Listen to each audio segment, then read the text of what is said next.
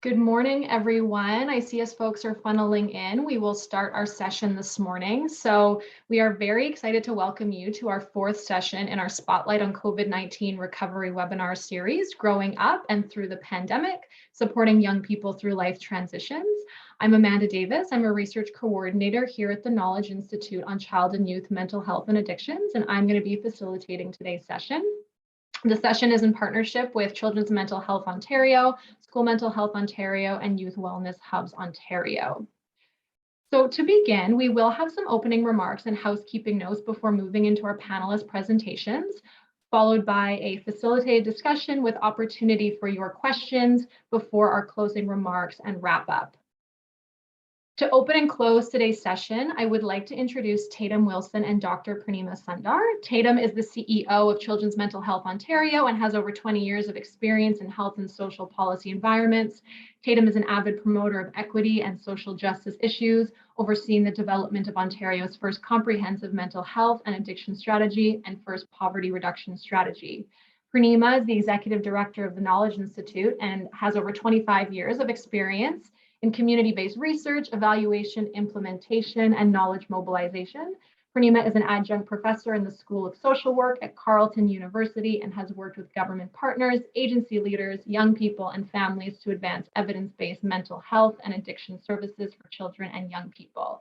So Tatum, please take it away to start today's session. Thanks so much, Amanda, and a big welcome to everyone. Thank you for joining us today. Our webinar is called Growing Up and Through the Pandemic, Supporting Young People Through Life Transitions. And just one, as Amanda said, in a series that I think have been really helpful generally and bring together some great speakers. As was said, my name is Tatum Wilson, and I'm the CEO of Children's Mental Health Ontario, and really grateful for the opportunity to be here today. Before we get started, I would like to offer a land acknowledgement, recognizing that people are joining us from all different locations, and would like to offer something that reflects this diversity. We would like to acknowledge that we are joining from across Ontario on land that has been inhabited by Indigenous peoples from the beginning. As settlers, we're grateful for the opportunity to meet here, and we thank all the generations of people who have been taking care of this land for thousands of years. We recognize that Indigenous practices of health and well-being have been in place on this territory for over 10,000 years and are maintained to this day. As healthcare leaders, we have much work to do ourselves to do our part and support the decolonization of children's healthcare systems. And I know that land acknowledgements mean different things to different people, so we just take that as you will and offer and keep in mind your own considerations as we proceed today. I'm really excited to welcome you all to this webinar and how we can all support young people through life transitions.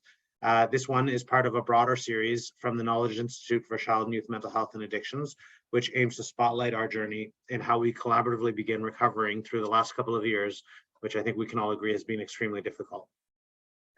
And for supporting young people in particular, we know that this requires meaningful engagement and collaboration, which is why it's always such a pleasure to do these things with so many collaborations, and why we are pleased to be invited by the Knowledge Institute to be part of this webinar, alongside our colleagues at School Mental Health Ontario, the Centre for Addictions and Mental Health, and Youth Wellness Hubs Ontario. We have a great group of panelists today, which includes a range of perspectives, including a young person from our own CMHO's The New Mentality, as well as a family advisory, or as a family member who participates in the Knowledge Institute's Family Advisory Committee, in addition to being a leader within CMHO's Parents for Children's Mental Health programming. So to get us started, I just want to welcome back Amanda to go over quickly some of the housekeeping and introduce our panelists. Looking forward to today, and thanks for being here. Thanks, Tatum. So we have a really big group today, so we encourage you to please put all of your questions, if you have any, for the presenters in the Q&A tool, and we will address them during our discussion and Q&A period. We are recording this webinar, and we will make sure to share a copy with our respective memberships, and we will also be posting the recording on the Knowledge Institute's website following today. Also, if you do have any technical issues, please reach out to Nikki or Sandini. We will put their emails in the chat, and so they can answer any questions or address any concerns that you might have while we go through today's session. So moving on to our presentations, we will kick it off with Bolu Watife Ogunini. Bolu is currently a first-year student at the University of Toronto, pursuing a double major in global health and bioethics. Bolo is passionate about women's rights and healthcare and an advocate for accessible global healthcare. Outside of school, Bolo is also passionate about music, listening to everything from Hans Zimmer to Beyonce. So Bolu, I will invite you to come and take it away to start your presentation. Thank you so much. So I'm just going to share a little bit about myself. So I am someone who is mostly introverted, but I can also be extroverted as needed. But situations like these definitely stress me out. I love to read fiction novels. I have a small business, and I can definitely not go a day without listening to music. And I also love watching huge Netflix series, so like the longer, the better. But whenever I get invited to these webinars, I usually have this urge to sort of paint this perfect picture of a person or student that has everything together, that has a 5-year plan, that is very organized and all those things. But the truth is, as I'm continuing to grow, I've come to better understand the importance of also sharing the not so good sides, like how I have chronic procrastination. I'm not sure if that's a word, but it should be. I am also terrible at saying no. But besides all these things, I think that one thing I've also come to understand is the importance of seeking balance in all that we do and living a fulfilled life, and also leaning to something that's greater than ourselves. I think for many people, whenever they set goals, the main reason they quit is because they don't have a bigger driving force to why they do what they do. So looking back to where I was at the start of high school, I knew that the arts wasn't for me. I could literally not draw a straight line if you gave me a ruler. I was that bad. And I knew I couldn't play any sports to save my life. So that wasn't going to be it either. But one thing that I did know was that for me, living a fulfilled life meant pursuing diverse areas of leadership with passion. So in high school, I got involved with a lot of different school community organizations, as well as organizations that are outside of my school. But everything stopped when COVID happened. And knowing that community involvement was a huge part of my own personal identity, things were definitely hard for me.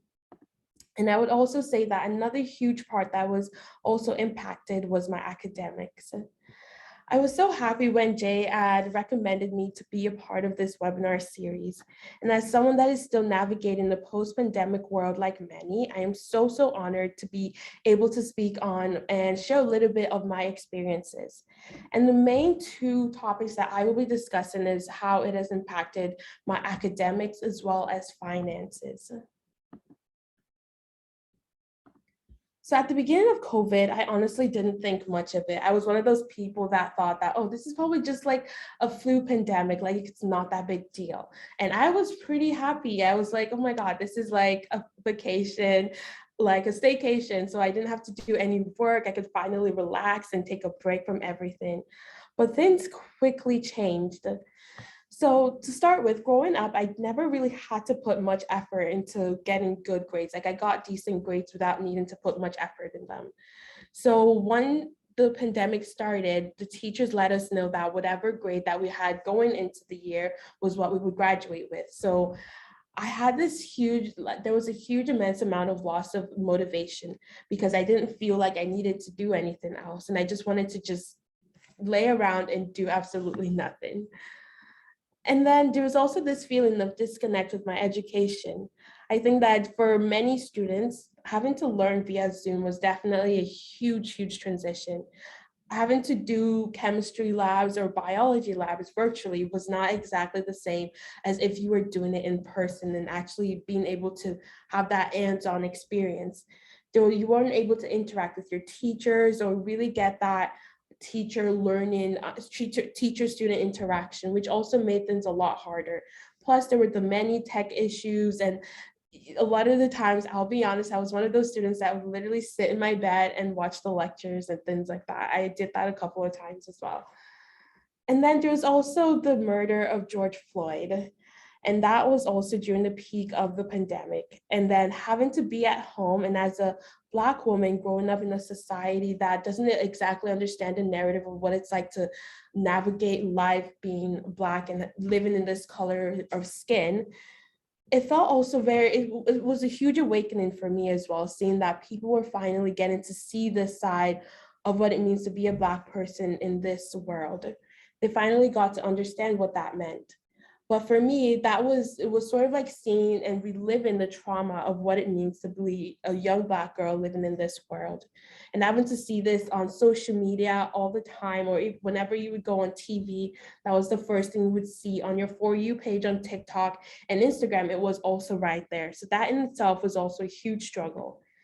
And then there was also the constant worry for my own family members back home in Nigeria. So Nigeria is one of the most populated, densely populated area in Africa. So we have a ton of people in a very little amount of space. So if there were to be a pandemic there, it would be catastrophic, to say the least. So there was also the constant worry for my family members back home as well. And then there was also the part of making friends. Even when I got into university, it was also really hard, because making friends is not exactly easy when your classes are virtual. So most of my classes were virtual, and some of them were in person, but you still had to wear a mask if it was in person. And it's also hard to have that in-person interaction when you can't really see the person's face. And then I honestly didn't know what to expect at all going into university. I didn't have an older sibling who I could ask advice from. I didn't really know that many people that were in post-secondary. So I didn't really have anyone, and I felt like I was blindly navigating this myself. And then even back in school, the guidance counselors, from my experience, they were only there just to help you change your course selections when needed. They never really provided that concrete guidance that I needed. And then even when I started my lectures and got into academics and post-secondary, that in itself was also a huge transition. I had to quickly understand that I had no idea how to properly study or to learn. Because this is mostly because back in high school or in elementary school, you were most of the time, it was more of the teacher just telling you things, and then you being expected to regurgitate that same information. But I don't think that's the right way to learn either. But I've come to also understand that that is a huge aspect of our education system that needs to be worked on as well. And then apart from that transition, it was also hard not to feel alone. As someone who is fairly introverted, I don't mind spending time by myself and just being alone and all that. But it was different when you felt that feeling of loneliness, feeling that, because I'm currently in Toronto, which is a massive city, and it's a massive school, and it's also very easy to feel that disconnect and not really have your own group of people that you can go to. And then there was also that feeling of incompetency, because I usually saw after academic validation.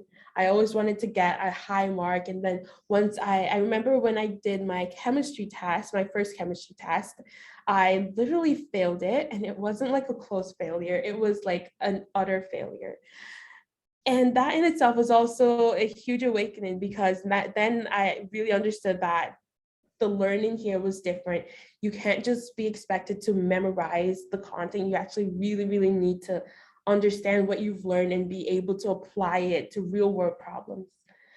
So with all of this is one of the things that COVID definitely impacted, because back in grade 11 and 12, the school year was very broken. It was very choppy, and I wasn't able to learn as many, like a lot of the units were rushed or missed even. So when it came time for me to apply that knowledge to university learning, I didn't have the background to draw from. So I felt really behind as well. So moving forward, what can we do? So I think one of the biggest challenges, I think it's definitely that we need to refine the learning process to be less of the teacher saying things and the students being expected to regurgitate the same information, and more or less allow students to be able to engage with the material. And I also think it's so important that we teach students how to learn. I can remember back when we were in elementary school, like in the younger grades, there's a lot more hands-on learning. But then a lot of that really, really changes when you are in high school, or once you get into grade 8. It's almost like there's this feeling of needing to catch up with this unknown deadline that we have to get this unit done in this span of time, and everything is really rushed. There isn't really space for you to really understand the content and apply to real world situations and really understand and not just learn it for the sake of learning, if that makes sense. I also think it's also important that we provide mentorship opportunities between university students and high school students, as even from university professors as well. I think for some students like me who are immigrants or don't have an older sibling to draw experience from, it's so important that we allow other students also to know what it's like to be in the university atmosphere and what that environment is like, what the expectations are like. And I also think it's even different because suddenly you don't have your parents telling you that, hey, you need to do your homework. Now you have to take that initiative. And even that in itself is also a huge transition, especially when there's this lack of motivation to do the actual work. Apart from that, I would also say that it's so important that we push for more mental health resources and to also allow students to really understand the tools that are available for them.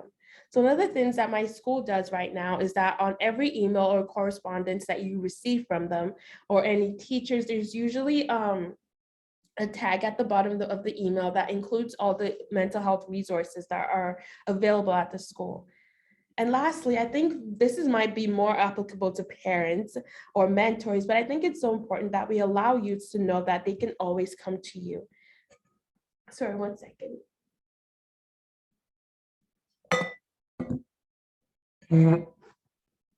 I think it's so important that we have that there isn't an imbalance in this sort of power dynamic.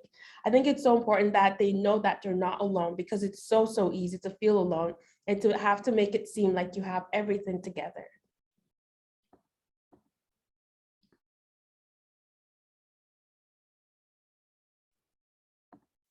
So now the effects of COVID-19 on my finances.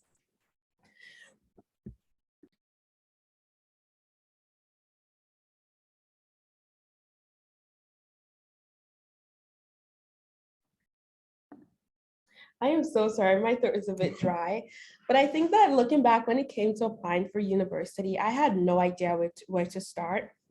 And a huge for, excuse me, I had no idea where to start, especially when it came to how I was going to fund my education.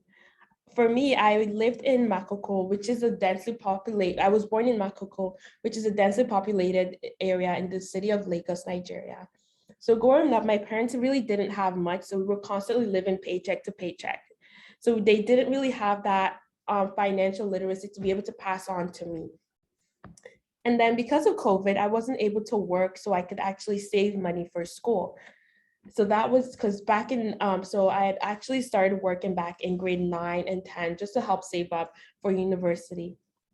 But I wasn't able to work because of COVID. So there was no way for me to gain that work experience to pay for it. Excuse me. And then there was also little to no volunteering opportunities for me to be able to use when applying for scholarships and things like that. And then there was also a huge lack of information.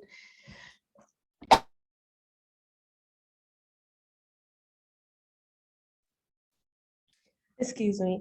And then there was also a lack of information and assistance when it came to applying for scholarships. I didn't really know where to start or where to look for these opportunities.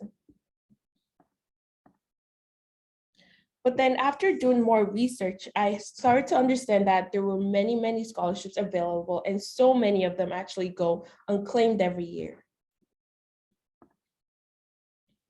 And then I recently found out about the TD scholarship, which I was lucky enough to be one of the students that was awarded for this. So this is a $70,000 scholarship that is put towards your 4 years of undergrad.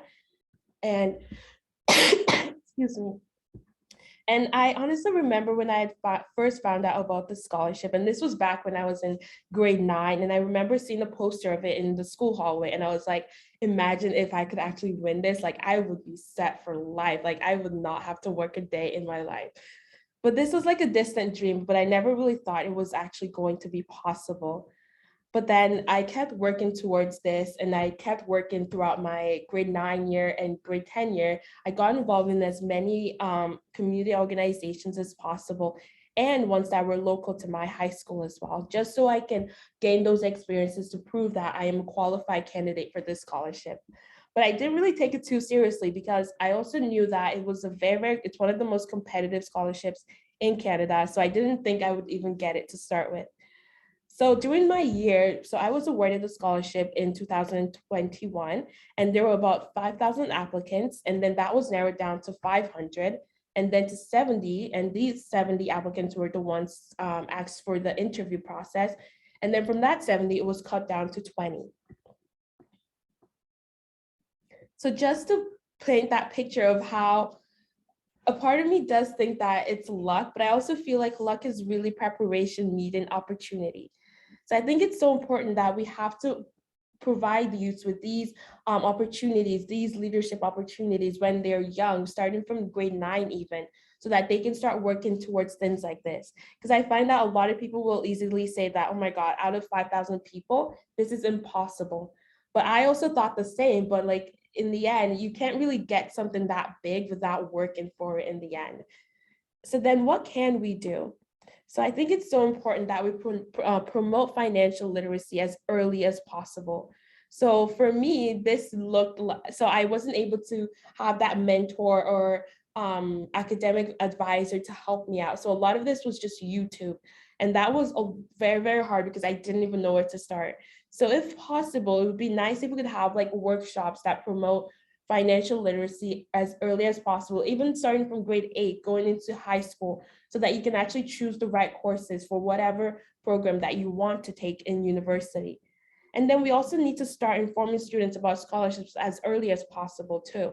So that, because a lot of these things, you need to have had those experiences that show that you are a leader in your community and school. And you can't really just start that in your grade 12 year. It's something that you have to work towards, if that makes sense.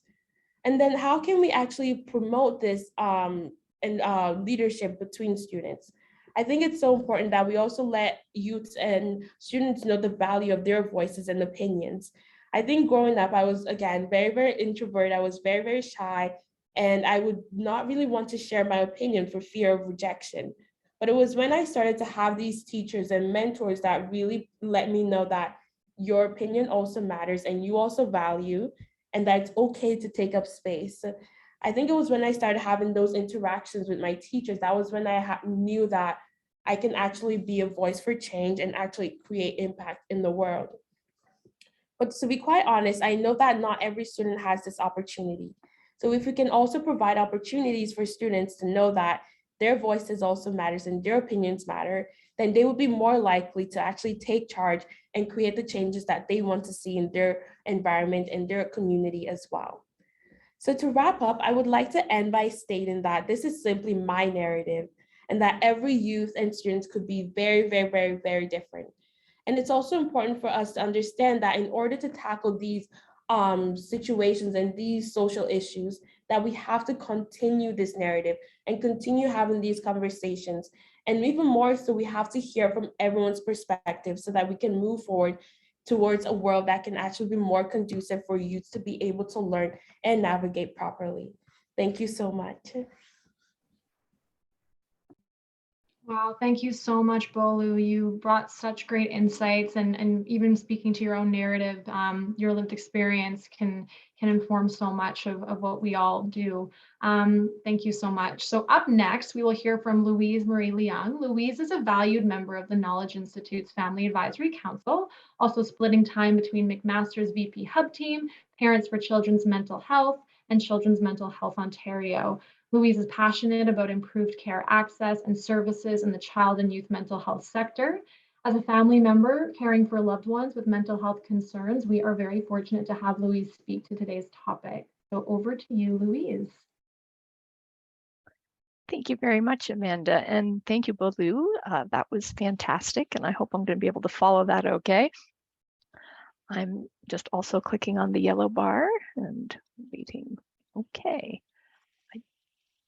It does seem to take a moment. There we go. Okay, so as Amanda said, I am bringing a family member perspective, and because of my work as a chapter leader with PCMH, I've kind of infused other families' experiences and perspectives in here as well. So won't have quite as many specifics about our family's journey, but definitely some of the lessons learned. So connection, that's what families are. That's how human relationships are. We're connected. It's that energy that's between us. That photo there is my grand dog and my granddaughter early in the pandemic. So we did have a transition with a small baby as well in the family. And she just reminds me about the importance of the relationships and really that feeling seen and heard and valued, and how important that is when we're supporting young people, and that their concerns are heard and that they have the support and without judgment. Oops, I went too fast. So one of the things that, oh, hang on a second. Oh, sorry. Wow. You know what? Can it go backwards? I think I'm clicking and it's only going forwards. Would you be able to go back to the one with loved ones are wired together?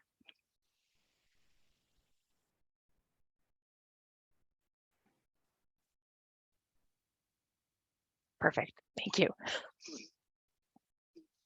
Sorry for the preview there. So we are all connected. For us and our family, the relationships mattered more than anything. When the pandemic first arrived, what that meant for our family is that we had 7 adults and near adults at home 24/7 for a very, very long time. So we had 5 young people between the ages of 16 and 22 home throughout that time. We had high school students, university students, people working. So basically all the transitions we're talking about today, we had some experience with that during the pandemic. And so when you have everyone home together all the time, as we all experienced in different ways, that being wired together became more and more apparent. When any one of us wasn't doing as well as we would have liked, it affected everyone. And so when one of us was doing well, when we were doing good together, then it helped everyone. And so there's a quote that I heard from Dr. Jean Clinton a long time ago that we, the parents, set the weather in the home. And I know that was often in reference to when little kids are around. But I definitely found that attending to my own needs, and that's what the little image is about, is making sure that you're tending to your feelings and your reactions and what's happening for you, so that those things aren't kind of spilling out and affecting others, so that you can kind of pay attention to each person individually, and then how it all connects together, and then there's the experience of the group as well. And certainly all of us had worries during the pandemic. I had a lot of worries about, illness and all of those kinds of things, of course, but how it was impacting where everyone was at, because they were already at those transitional aged stages. And, I had one student that had just started university, and another one who was applying to university and doing that after several years of challenges during secondary school, and planning and preparing for a post-secondary transition at the same time as considering the challenges if it had been a normal time, and then how do you layer on everything else that happened through the pandemic. And so it really required some time and attention to make sure that I wasn't putting my worries and anxieties on others, and I could attend to that and not put that pressure on them. Connecting with supports, ooh, that was a really huge one. We could talk forever about that. How important it is to make sure that you are reaching out and connecting with people who can support you. And having conversations too about what's happening for others. So sorry, but the slide is not moving forward again. Thank you. So this is something we had a lot of practice with during the pandemic, like everyone did, and certainly in our family, that was very true. It became absolutely necessary that to maintain stability and harmony in the house, that we didn't have myself and my husband as the kind of the leader adults, we weren't the ones making all the decisions, because it wasn't possible for one decision to be the right decision for everyone. We really had a lot of paths to navigate. Different people had different concerns and had different activities that they needed to participate in different ways. And so we really had to figure out a plan and kind of define some space. And everyone had to learn to respect everyone else's choices. And then our role became more of that support role. And certainly, as parents, we felt a lot of responsibility to keep everyone's health and well-being.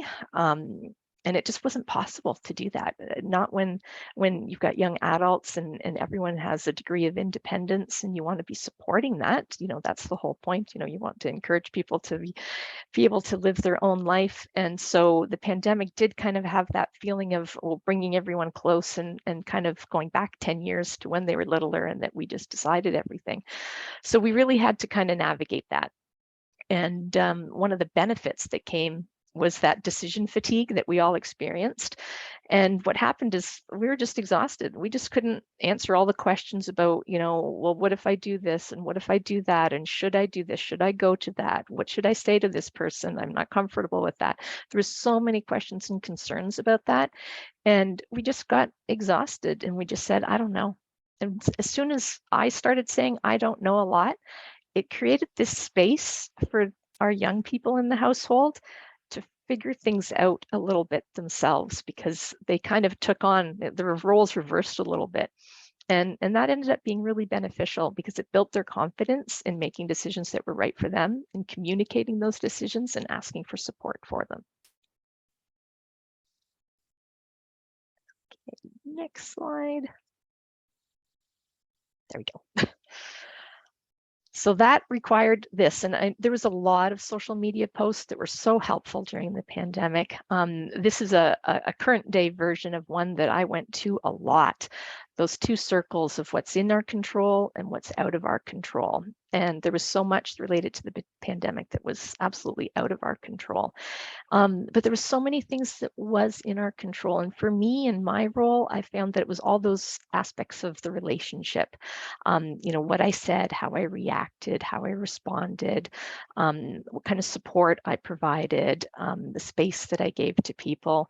And at times, the stepping in when others were exhausted and just needed someone to come along and say, you know what, sounds like you just need a break day today.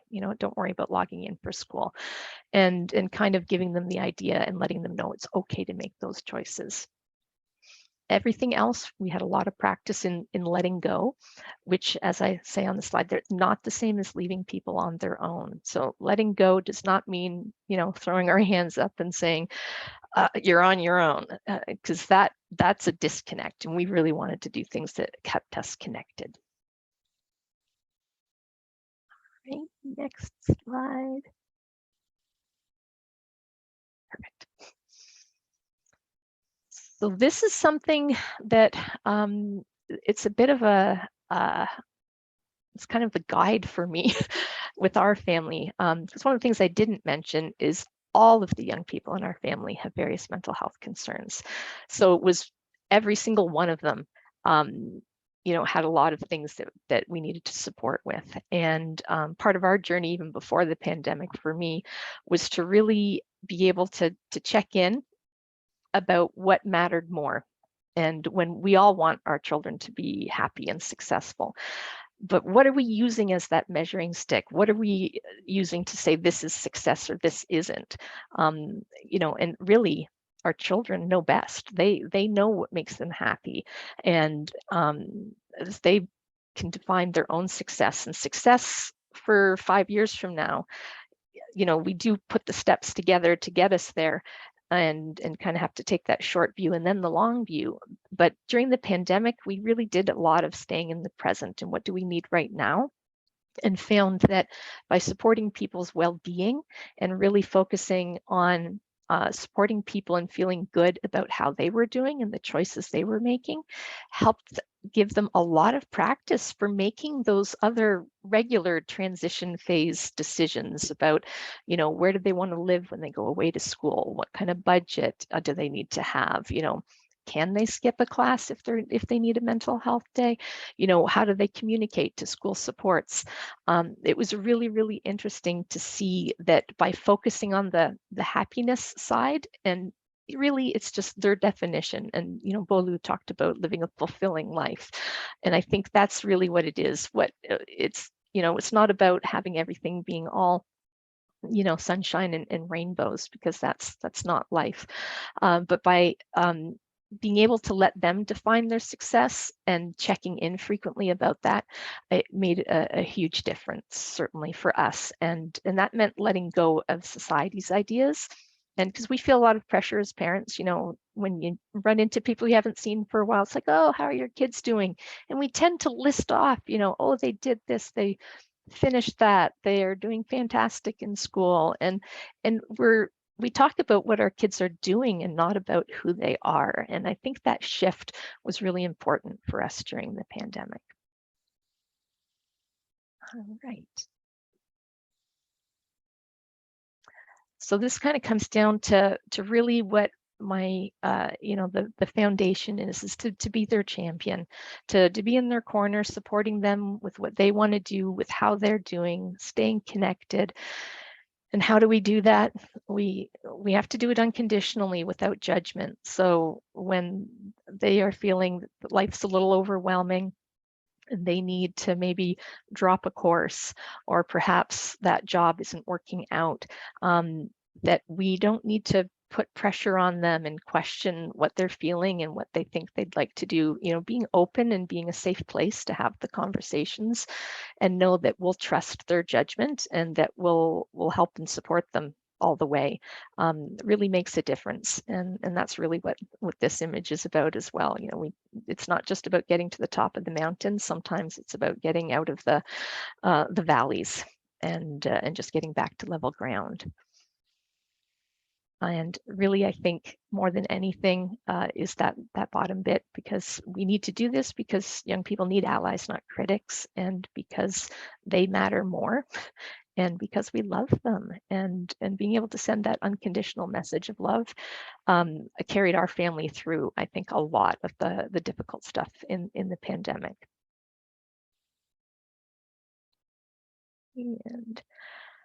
And this is one of my favorite quotes. I have this up on my wall. Lighthouses don't go running all over an island looking for boats to save. They just stand there shining. For a long time, I think I saw myself as being the tugboat, trying to drag the ships through rough waters. And when I kind of started to see that it was better to be the lighthouse and trust people to navigate and guide themselves, to realize that our young people are their own tugboats as well. But I think one of the things that we learned in the pandemic is that, when we were exhausted and kind of just had to turn things over to them and say, we don't know, I found out that our kids are our lighthouses. And that's really, we tend to feel that we're responsible and we need to do the things, and being able to step back and realize that we can be in this kind of supporting, we can be the safety net under them and let them fly. So that's it from me. And there's some resources, some of the quotes that I had there, and some of the things that have been really helpful for our family. And I know there's going to be a resource page that will connect to other things from today's session, and you'll be able to see those more later. Thank you. Thank you so much for that insightful presentation, Louise. We will now welcome Dr. Susan Sweet and Joyce Aragon from School Mental Health Ontario. Dr. Sweet is a clinical child psychologist with practice in school psychology, counseling psychology, and health psychology. Currently the student mental health literacy coordinator, Dr. Sweet supports students to better understand mental health for overall wellness. Joyce is currently the student and parent caregiver engagement team lead. In community and education settings, Joyce strives to amplify student and family voices and school mental health strategies for engagement, equitable access, and literacy. Susan and Joyce, I will pass the floor to you now.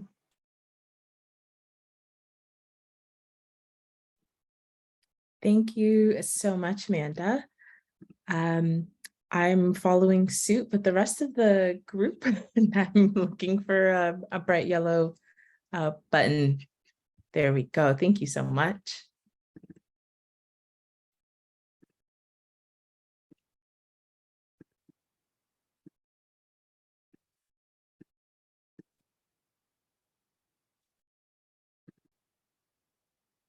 Okay, and I'm just clicking it. Hopefully it kicks in.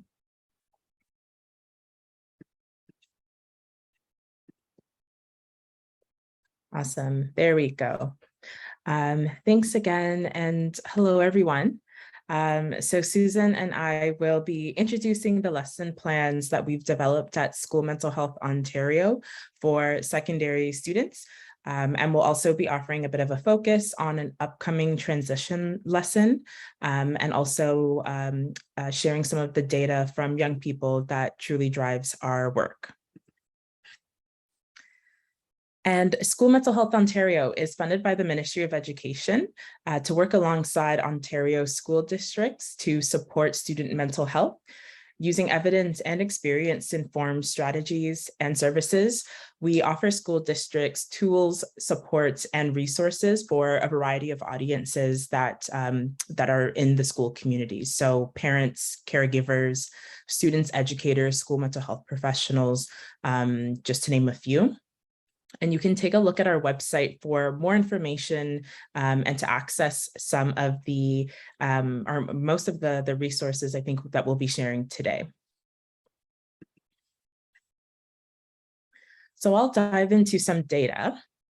Looking at recently released data from the Ontario Student Drug Use and Health Survey about students' thoughts and feelings gathered during the height of the pandemic, we can see that many young people, a lot of young people, have been through quite a bit with challenges learning online. Having to kind of hunker down at home with their families has been challenging for some.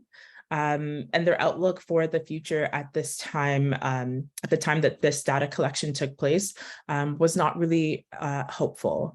And I think we've heard quite a bit from both Louise and Bolu about the experiences of both families and students as well. And some of them are reflected here as well. And so this kind of thinking or this kind of vision for the future can really impact a young person's ability to cope with transitions, not seeing the future as something hopeful.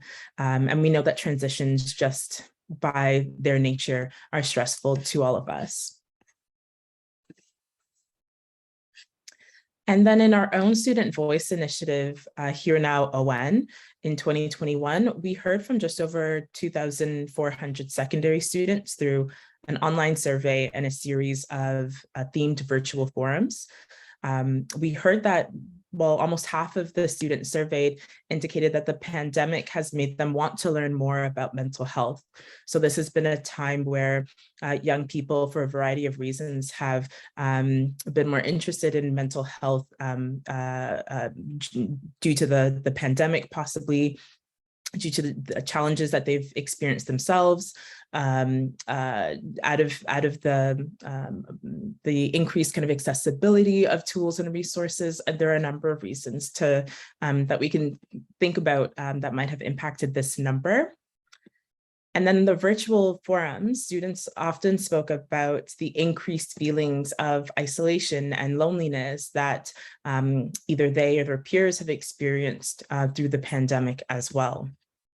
Again, a theme that I think we've heard quite a bit about. And we also heard a bit about the intersection of identity and mental health and the need to bring mental health learning to the caring adults who surround students, including educators and their parents and caregivers. In addition, student voice data from across the province continues to demonstrate that students do want to learn about mental health in places that they frequent, like their classrooms, as part of a regular school day. And we know that mental health has been on the minds of many given our recent circumstances. And the lessons that we'll be sharing will provide really a ready-made way to bring this learning to our students during the pandemic and beyond. In the summer of 2020, we also met with a group of grade 12 students to hear about their thoughts about transitioning out of high school and into post-secondary. There was concern about the transition to post-secondary as so much was uncertain at the start. And still to this day, there are those challenges. But some of the concerns that they carried at that time were about not being prepared due to the sense that some coursework was not covered as thoroughly as they would have liked, the impact of online learning, difficulty meeting with teachers, and the lack of experience taking exams. There were also worries about making really big decisions during such an unsettled time when so much was unknown. And then the financial worries. So there was students had their job opportunities impacted, which for so many is what they were using to pay for school. And then also the family unit. There were heightened family financial stress during that time as well. And then more recently, we've been working alongside secondary school students to learn about their thoughts and concerns about that transition to post-secondary. And as you see on the screen, there are a number of their more recent quotes. And as you kind of look through, you can see that 2 years in, the impacts of the pandemic are still very present in students' minds as they look ahead towards upcoming transitions. And what we know is that the stress that comes with these transitions can be managed when students are set up well, when stress is normalized, when students know how to care for their well-being during times of transition, and when they know where to go for help, when concerns are greater than they should be, and when the people who are there at the end of that ask for help understand their needs and use culturally appropriate and identity affirming practices. So I'll pass things over to Susan to lead us into the resource. So thanks, Joyce. Hi, everyone. We're so happy to be here with you today and that you're able to spend this time with us. So I'm just going to talk to you a little bit about the resource Joyce mentioned. So one of the ways that school supports student mental health is in the classroom, and it happens in a number of ways every day. And this is one resource to help. So this is a series of 4 lessons for secondary school students. And as we noted, students continue to tell us through student voice data across the province that they want to learn about mental health at school. They learn about physical health at school, and they really want us to treat the two the same. They said that that helps to fight stigma, and school is their protected learning space. That's where they have time. A lot is coming at them. They have jobs, they have responsibilities in their homes and dwellings. They have sports activities, hobbies, all kinds of things happening. And school is their protected space to learn, and they would really like this to be part of their school experience. So this is a ready-made resource to help respond to that request.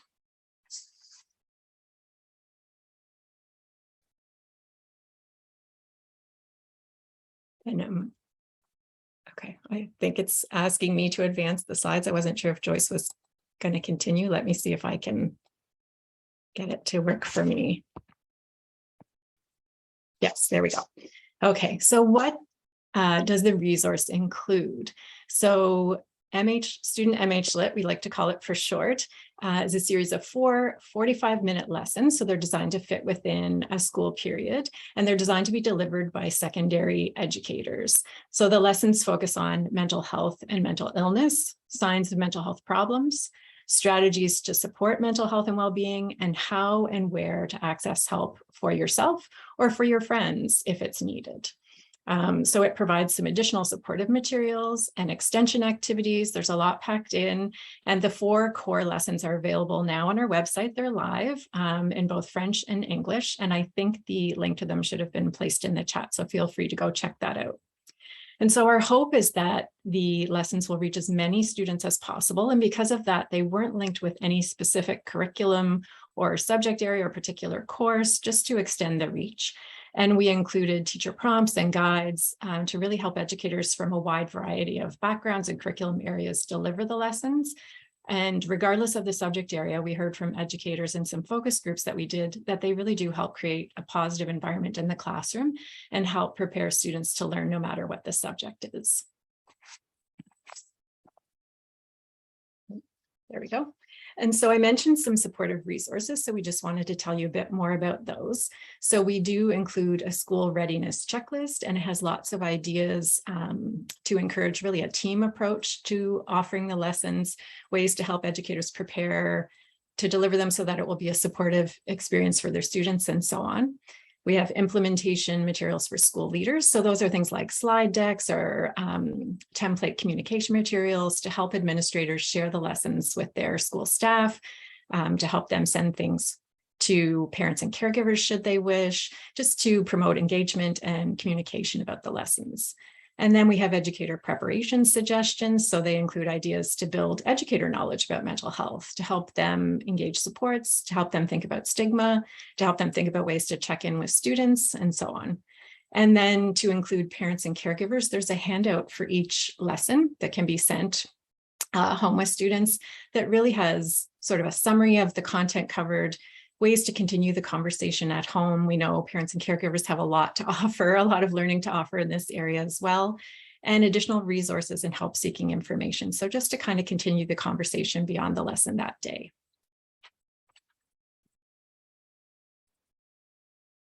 And so as Joyce mentioned, we're going to give you a little sneak peek of a lesson that's being developed right now. So we have the 4 core lessons that are live and available.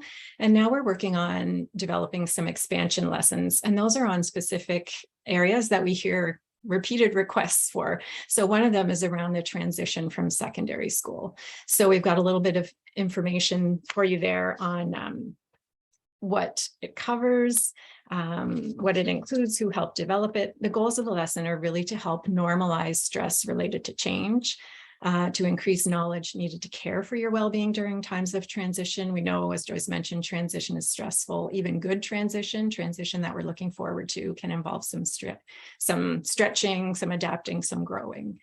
And to improve the understanding of when what you're experiencing might be beyond what might be typical for transition, it might be time to bring in some support. And throughout the lesson, we also acknowledge that the transition from secondary school is going to look different for different students. There isn't one pathway forward. We really encourage educators to think about those multiple options and experiences as they work with the lesson.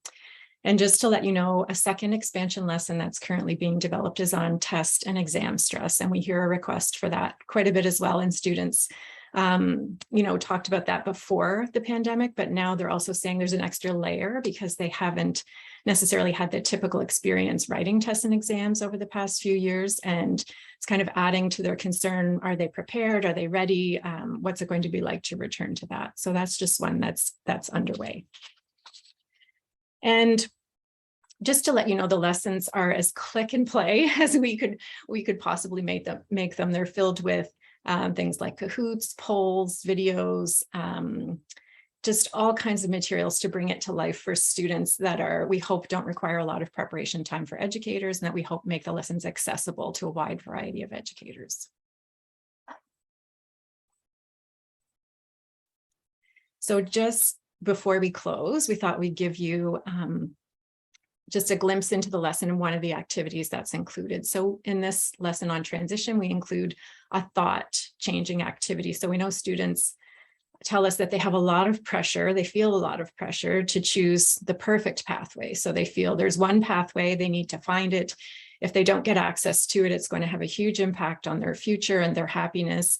And so they feel a lot of pressure around that. So we decided to challenge that a little bit with a thinking activity. And you'll see some of the thoughts that students shared with us. And many of these are direct quotes from students, things like grade 11 is when I need to make all the decisions that will impact the rest of my life. And you can imagine that some pretty big feelings would come along with that thought.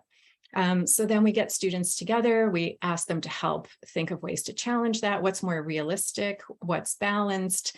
Again, as was said earlier, it's not all unicorns and rainbows, but what's a balanced way to look at that? And so we get students to support each other, coming up with some ways to challenge that thought. And again, this activity was informed by students and created alongside students. So that just gives you a sense of one of the things students might experience within the lesson. And that's it for our quick look at that resource. And again, if you'd like to go to the website, you can dig into that more fully. And there are many other resources there that you might find of interest, and they're all available in both English and French. And we anticipate the transition lesson will be ready at some point throughout this school year. So thanks very much.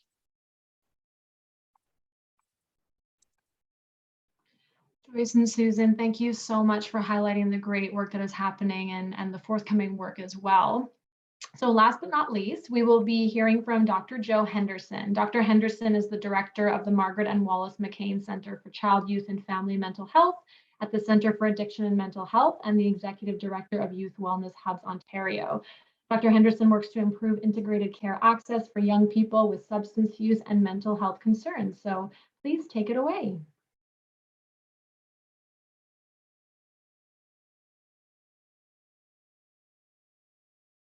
There we go. All right, so thank you very much. Really happy to be here and such fantastic speakers before me. I'm going to bring actually two perspectives, both from a sort of wearing my researcher hat and then also Youth Wellness Hubs Ontario. Let me see. Have I got control? I do have control, but I don't know how to go back. Thank you. So I'm coming to you today from Treaty 14 and Treaty 22 lands of the Mississaugas, the Credit First Nation, and traditional lands of the Haudenosaunee and the Huron-Wendat. And I live here with gratitude, and I like to start my conversations recognizing the lands and the guardians of the lands that we live on. We can't talk about youth mental health in this province without reflecting on the colonizing history of our institutions. And those are all of our systems and institutions, and thinking about what we're going to do differently from that perspective, in addition to the various perspectives we're talking about today. I also just want to flag that I'm really privileged to be the person to speak with you today, but the ideas that I'm sharing with you have come from many people, most importantly, young people and family members and service providers and researchers as well.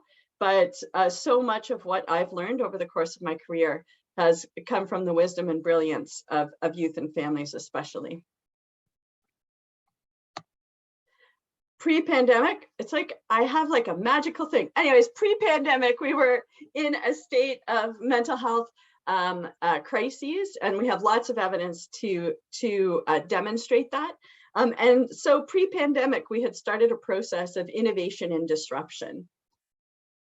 Can I do one at a time? Yes, I can. And so I'm really going to like walk you through 10 years of work in a really short period of time. 10 years of work, 10 minutes, but then we're going to have time for conversation.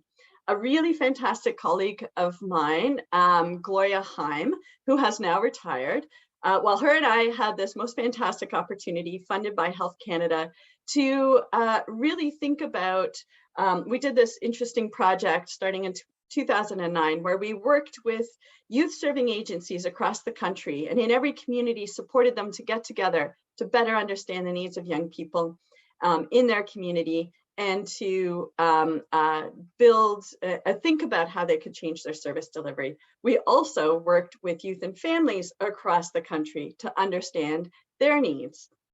And the bottom line was, we heard from all parts, all sectors, young people, family members, service providers, policymakers as well, about the need for significant transformation, not just a small change in how we deliver service, but a big change. We heard about the need for timely and easy access to services, really focus on early intervention, the need for integration, developmentally appropriate services that span the entire adolescent and young adult age range, and that youth and family members needed to be at the center. And the needs of transition age youth, which we're talking about today largely, had to be a special focus given the lack of services that exist.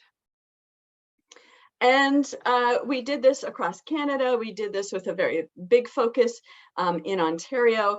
And this is, this is the very short version, but here's a word cloud that captures some of what we heard, a real focus on things that align with what I was just speaking about, but the importance of collaboration, the importance of thinking about substance use and mental health together, a system that's flexible and responsive, that is built together with young people, that incorporates family as youth define their families, that is stigma-free and barrier-free as much as possible.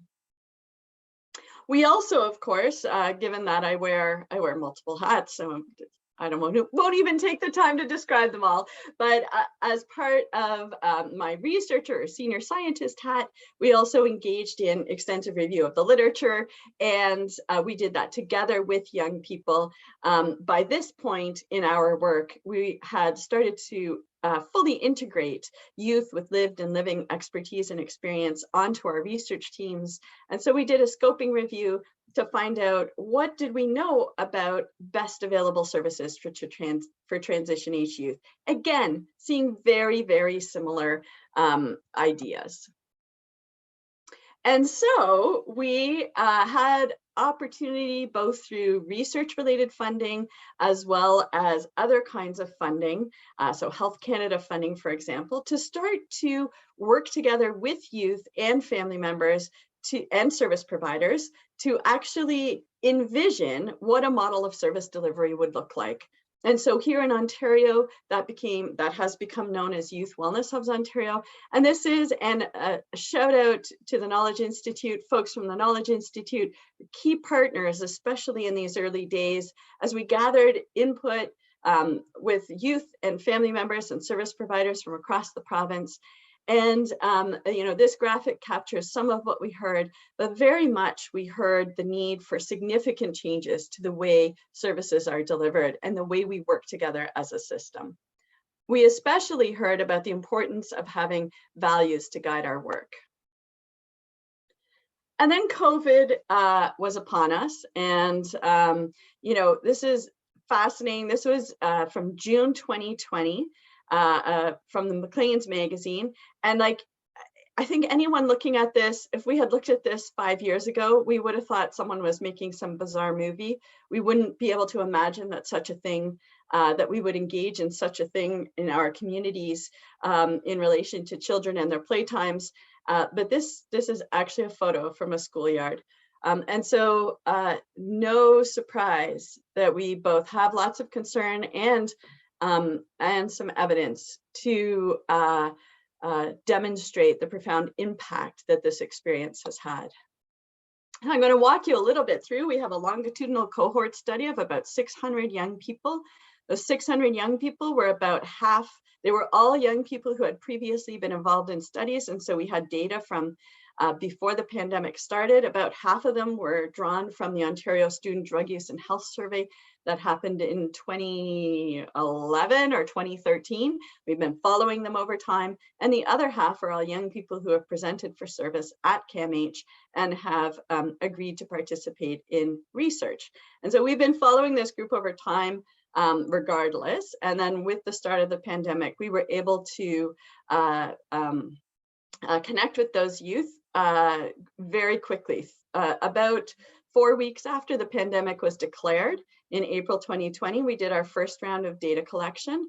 And then we have gathered information from them every other month for a year, and then at 6 months and 12 months post that 1 year mark.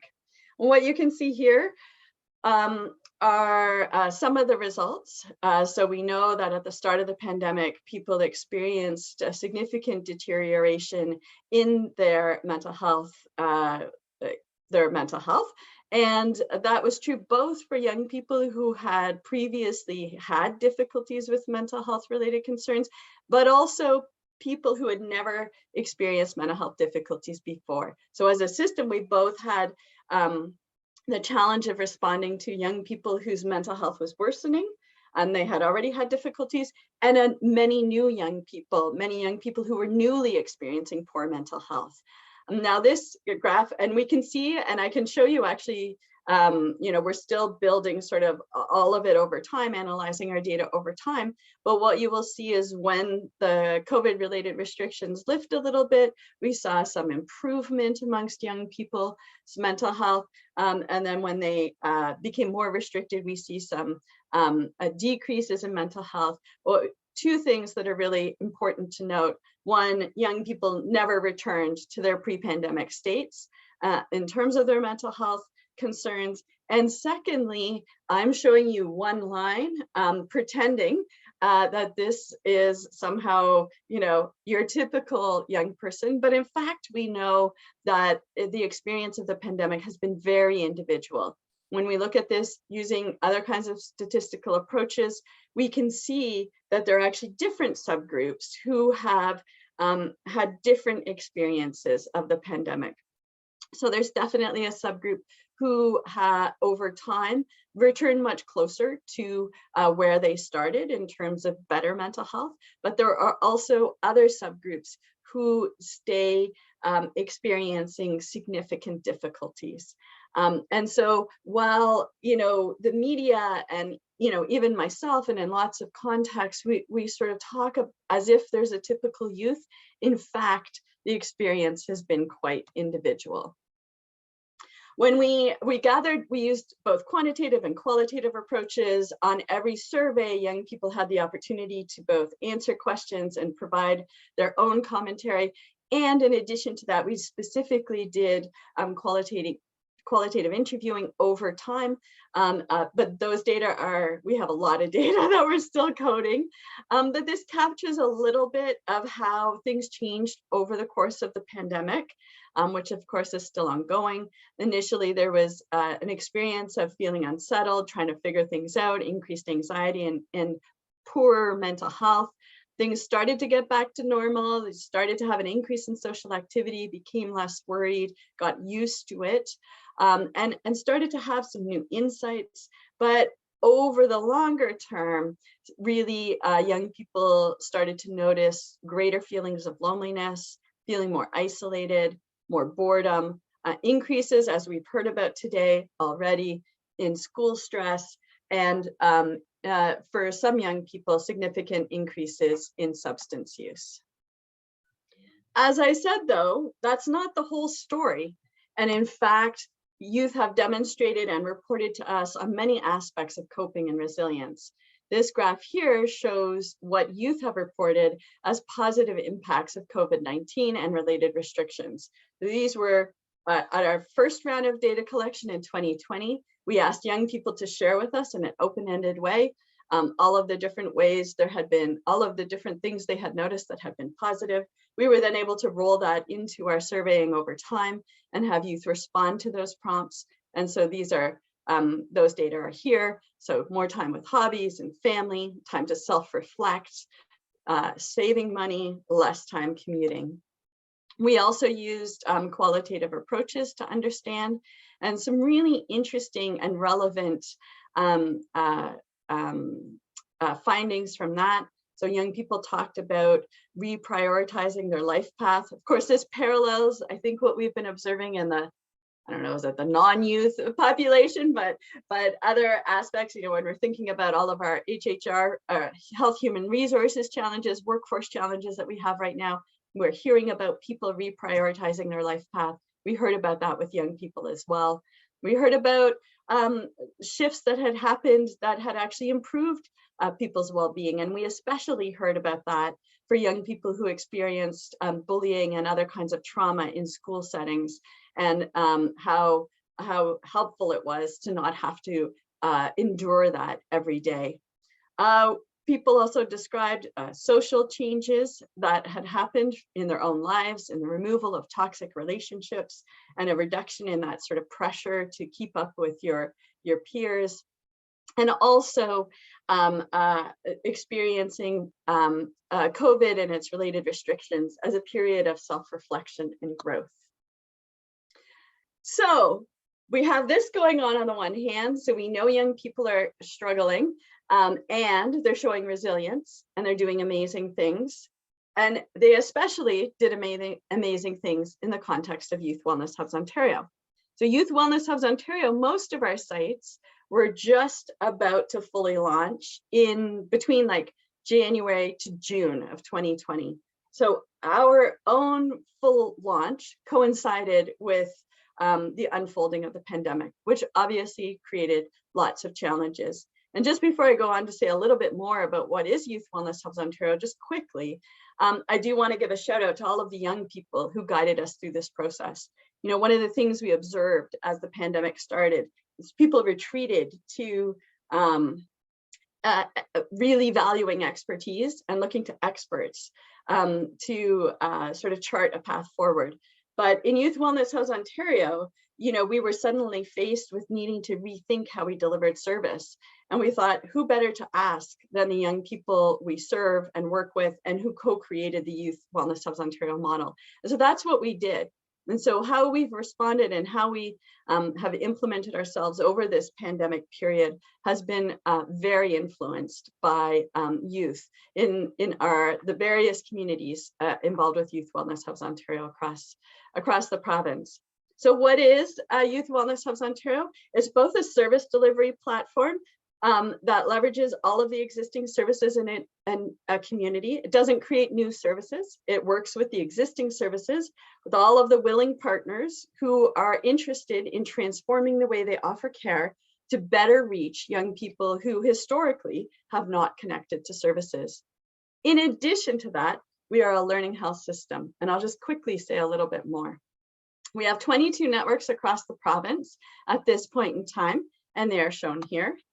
And they're in large and small communities, rural and urban communities, or francophone hubs and hubs, First Nations led hubs, and we have all different contexts.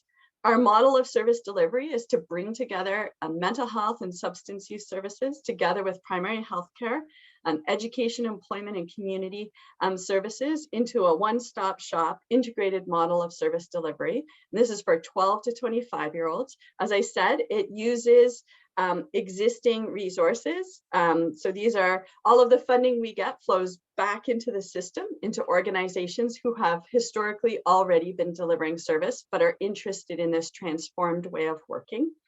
And those organizations agree to have a governance model that is integrated and to function as a network. All of those services are embedded in a broader array of no barrier and often anonymous services that are what we call our skills and well-being activities. Our youth wellness teams are specifically funded by the Ministry of Health, and that includes mental health and substance use clinicians, nurse practitioners, peer support workers, care navigators, and our intake and outcomes assistants. And again, those roles are embedded in existing services within the community. All of these activities happen in a way that is really intended to reflect the holistic needs of young people and to provide them with an experience that reflects their whole selves and doesn't parse them up into this part of themselves and that part of themselves. Whoops, I went too far. I don't know how to go back. Anyways, thank you. Whoever is the magical go back person, thank you for that. We have 6 core components. One of the things that is really central to the work we do is our commitment and our emphasis on values and core components and principles as our starting point. So we're really focused not on the success of Youth Wellness Hubs Ontario, but on the success of young people. And sometimes that means, we let go of things because in the best interest of youth across the province, it doesn't always mean that Youth Wellness Hubs Ontario takes things on. And so, our core components are essential to the work we do. Engagement, youth engagement, but also family engagement and community engagement are key. Integrated governance, like I said, this is essential because historically, and in many ways still, funding flows to a specific, a sole organization, and then the focus becomes on that organization and the work it is doing. And our focus is really on how we bring together all different organizations to improve outcomes with and for young people in terms of mental health, but also their general health. And so what that means is we have to really sort out, how do organizations work together differently in order to achieve different outcomes? Our services heavily emphasize access, and access broadly defined, both in terms of physical access, location, hours, but also safety, including cultural safety, but also identity affirming services across the board. Services need to be experienced as seamless for young people. And importantly, we use measurement-based care. And that comes back to being a learning health system. We know that when clinicians, together with their judgment, together with data, together with youth and family perspectives, those things together achieve better outcomes than any of those alone. And so our focus is on ensuring that we deliver, we're accountable to young people. Young people rightly ask the question, does this work? Will this work for me? And so we work to support being able to answer that question. We're really focused on equity, and I can tell you lots about that. And I just want to give you a tiny snapshot of our data before I end. So what happens when communities come together to work together? We've seen about 64,000, had 64,000 visits since the start of the pandemic. About 20,000 of those visits are for our clinical services, our youth wellness teams. And those include delivery of mental health treatments. And that reflects that those about 20,000 visits have been with about 5,100 unique individuals. Our goal, of course, is to improve access. And you'll see here that about 39% of young people indicated they're not sure, they would have gone nowhere if they hadn't had a hub available to them. Over half of our youth are above 18. This is a big gap that existed in the system. And so transition age youth is exactly the group that we meet, whose needs we meet. Levels of psychological distress are high and reflect, this is all during the pandemic, and certainly are in keeping with other data we have that young people are experiencing distress. And in addition, they're experiencing symptoms of depression. Substance use related concerns are also significant. That's why it's critically important that we integrate substance use related services into our mental health services. These things are not separate for young people. We absolutely need to offer integrated care in this regard. Looking ahead, really interestingly, Youth Wellness of Ontario is not the only integrated youth service in Canada. In fact, there is movement happening across the country, with the federal government being a key supporter. And in almost every province and territory, there are now integrated youth services, models of service delivery being supported by the provincial government. We're now in the process of knitting all of it together into a pan-Canadian learning health system so we can really drive forward our a capacity to deliver high quality care that improves outcomes. I'll stop there. I'll flip up the slide. If anyone wants to reach out, you can reach out to those emails, or I can put it in the chat. Great, thank you so much, Jo, and thank you again to all of our panelists. I think that the scope of the conversation shows that, you know, this is such a broad discussion, and we could probably sit here for so long going through some of these points. So what I will do now is I'll just invite all of the panelists to come back on the screen with me, and although time is tight, we should be able to go through a couple of questions that I think will hear your thoughts and provide some more insights to this topic. So I think we have everyone on screen now. So I think what I'll do is maybe I'll just start asking one person the question, and then if others want to jump in and add their thoughts, we can do it that way. But also to just feel free to jump in if there's something you'd like to share. So the first question is, how can we amplify the voices of young people and their families and caregivers to inform mental health and addiction service development, access, and care delivery? Maybe Louise, I'll pose this question to you first. So amplifying the voices, I think ensuring that all the spaces where decisions are made about services have those voices there. If people aren't present, they can't be heard. I think that's probably the shortest and completest answer. for me. So engagement, and the Knowledge Institute does have the Youth and Family Engagement Quality Standards, and they're an excellent guide, as well as all the other knowledge that's out there. But really, youth and families need to be there, and that may mean many youth and families in small ways, or it may mean a small number of youth and families in big ways, and everything in between.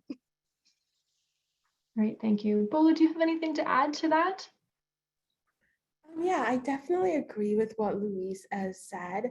I think that from my experiences, the moments when I actually felt like validated, like my voice mattered, was when like these adult like spaces would also invite youths to also speak their own opinions, because in the end, these resources are for youth. So it's even more important that we have those youth voices, because we're the ones who know what connects best with us. So I think it's super important, just as Louisa said, to have youth's voices, whether it's in the boardrooms, whether it's in the decision-making spaces. Like, we have to also be there, because in the end, the future also affects us as well. Yeah, absolutely. Joyce or Joe, do you have anything that you'd like to add to that? I think just quickly, I can say also ensuring that the kind of engagement is varied, that people have a number of different ways to come into a space. And we heard a lot about shy leaders and young people wanting different, not always having to be the public speaker or have certain kind of skills, that leaders come in all different ways. So acknowledging that and giving space for that is super important.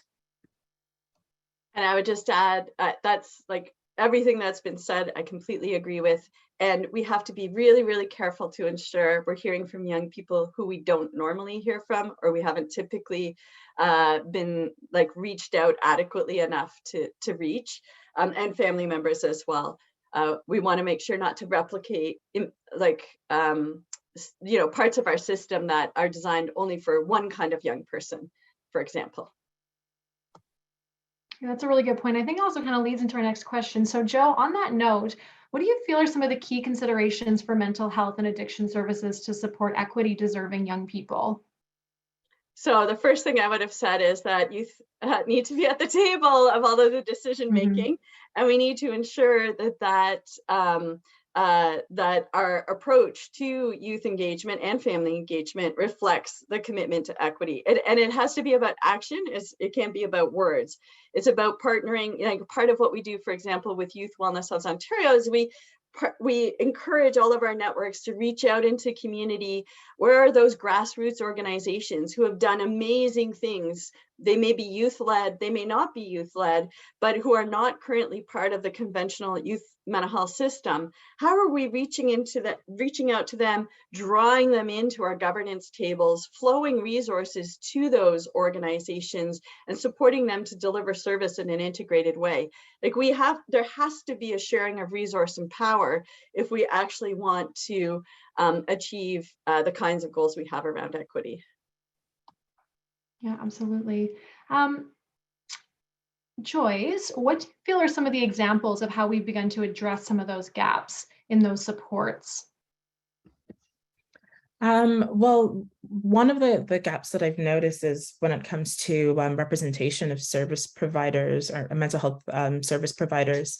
And one of the ways that I think we can collectively help merge that gap is disrupting and dismantling the barriers that sometimes exist for people who want to work in these spaces and want to work with equity deserving youth, our racialized staff, our Indigenous staff, and some of that starts early. So sharing with young people early on that there is a space for them in these spaces.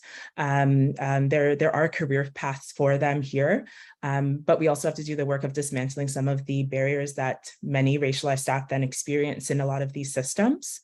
And I also think practice, ensuring that our caring adults are using identity affirming practices, are being culturally responsive, and acknowledging young people as the individuals that they are, not monoliths of certain groups. So there's so much there, but I'll stop there. Yeah, absolutely. Louise and Bolu, from your perspectives, what do you really think community organizations and schools need to consider when really developing these resources and bringing folks to the table and building supports, particularly for equity deserving groups? I can start. So I think what I've also noticed is that it also depends on who is delivering the message.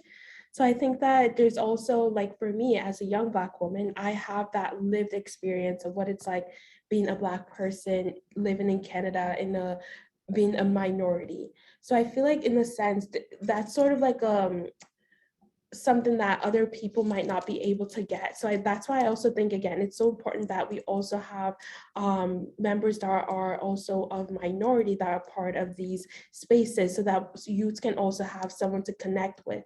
Because you can have someone who is maybe white and has that sort of privilege that may not understand exactly what I'm trying to say, and I can like say it in so many ways, but they'll never really get it as someone who's also a minority. So having more diverse individuals in the team is also going to allow students and youth to be able to connect with them more. And also maybe even having youth share their own stories of how these programs and resources have actually helped them. Not just trying to make it seem like a full-on presentation that you're trying to persuade them, but more or less trying to make it seem as realistic as possible, like showing the good parts and the bad parts. That way we know that this is actually a real person behind all of these organizations. Because yes, we can have all these resources available, but if we're not able to actually connect with the youths that actually need them, then it's like, what's the whole point then? So I think that in itself is also very important too.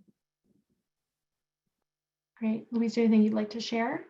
Yeah, I think everything that Bolu said, and I think I would add to it to go where the people are. We're especially talking about youth and families who maybe are not connected to mental health supports currently and don't have an access point, don't have a thread to kind of, draw them in. And so going where people live, and yes, our schools is definitely places where youth and families are present and interacting, but the communication channels are often, pretty much static. You can get the email or follow on social media. So people have to choose to connect first, and you want to get information to where people are going to come across it. And that may mean community centers, connecting with faith-based organizations and neighborhoods, going where the people live their life and making sure the information is there and is coming from a trusted voice. Thank you so much. So I see we are coming close to the end of our session today. So I want to thank you everyone for answering those questions. I think you brought forward some really great insights. So I would like to welcome back Purnima to share some closing remarks. Thanks so much, Amanda. What an amazing discussion. What a great way to spend a lunch hour with all of you. There's clearly no shortage of insights and ideas on how we can move collectively together to best support young people through transitions. We hope to be out of the pandemic very soon. And so this is really, really valuable information. So on behalf of the Knowledge Institute, as well as our partners at CAMHO, School Mental Health Ontario, CAMH, and YWHO, I'd like to thank all of our panelists, Bolu, Louise, Joyce, Dr. Sweet, Dr. Henderson, for just an excellent and amazing discussion. We really appreciate your time and your presentations. And for everyone on the call today, I know that there were lots of questions raised, and hopefully the discussion has helped in your thinking about how you and your organizations can best support young people. We want you to know that we will be sharing the recording on our website. And so if you feel like you've missed anything, please feel free to tune in. And in fact, our website has a number of webinars that we have been featuring lately on under the umbrella of Spotlight on COVID-19 Recovery, which we encourage you to have a look at if you haven't done so already. We will be planning to continue to offer these kinds of webinars. So we've already given some thought to how we might offer a discussion that's similar to the one that we had today on other age groups, for example, infant and early mental health. And so I need to let you know that if you do have any ideas of your own, feel free to share those with us. You will be receiving a brief evaluation when you exit this webinar or the Zoom room. And so we'll also be emailing that to you. And we're going to ask that you take a few minutes to complete it and share your thoughts, as well as any ideas that you do have, like I said, for other kinds of webinars. With that, I'd like to thank everyone for attending, and I do hope that you enjoy the rest of your day. Thanks, everyone.